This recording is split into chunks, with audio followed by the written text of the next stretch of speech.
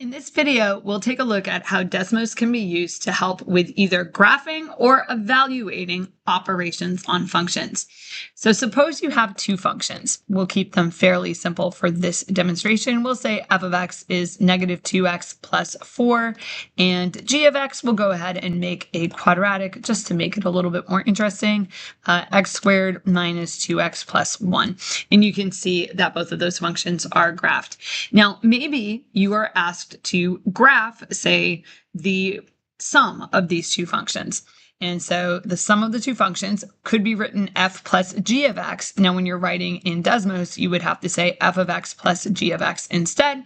And you can see the graph of that.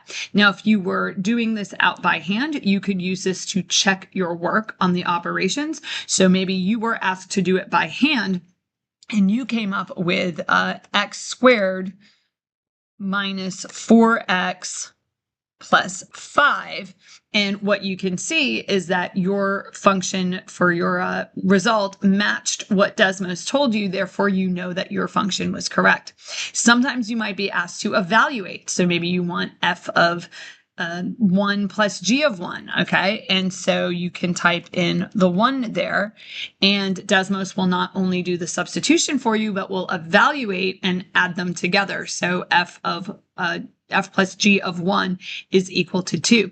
And you can do this with any of your operations. It's not just addition. So you could compose them together and look at the graph of the composition. You could evaluate the composition, so f of g of 3, and you can do this with subtracting, dividing, and so forth. So it's a great resource available to you through Desmos that will allow you to graph the operations on the functions as well as evaluate them for specific given values of x.